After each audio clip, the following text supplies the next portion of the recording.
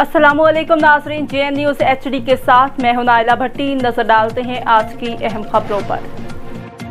बिहाड़ी district news reporter doctor Wazir Hussain Channar की report के मुताबिक बिहाड़ी सर्किट हाउस में मुनक़िदा प्रेस कॉन्फ्रेंस में मरकज़ी सदर एबका खालिद जावेद संघेरा, मरकज़ी chairman revenue coordination Ziaullah Niazi और सदर एबका जनाब ज़फ़र अली खान ने कहा कि आल पाकिस्तान क्लर्क्स एसोसिएशन मुत्तहद हो चुके हैं। इस इत्तेहाद के असरात पूरे पाकिस्तान पर पड़ेंगे। एबका तंजीम पहले से ज़्यादा मजबूत हो चुकी है। वो बिहाड़ी में मुलाज़मीन इत्तेहाद की तकरीब में खिताब कर रहे थे।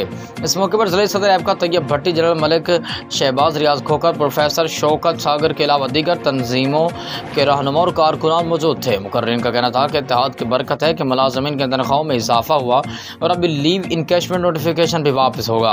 कल से लाहौर में धरना दिया जा रहा है और इस वक्त तक धरना जारी रहेगा जब तक मुतालबात पूरे नहीं हो जाते। उन्होंने गवर्नमेंट को तनबीह की कि हमारे लाहौर पहुंचकर धरना देने से कब लीव इनकैशमेंट नोटिफिकेशन वापस ले लें, वरना दमादम मस्त कलंदर होगा। उनका यह भी कहना था कि कबल अज़ीम हुकूमत के साथ मुज़ाकरात करके पेंशन का मामला हल कराया, अब बाकी मसाइल भी जल्द हल हो जाएंगे। बिहाड़ी के तमाम तंजीमों ने अपने अपने इख्तलाफात बुलाकर यकजा हो चुकी हैं। इंशाल्लाह रेगुलर मुलाजमीन एक पैसा ज़ाया नहीं होने देंगे। चीफ जस्टिस ऑफ पाकिस्तान से मुतालबा करते हैं कि हुकूमत को पाबंद करे कि हमारे हकूक़ दिए जाएँ।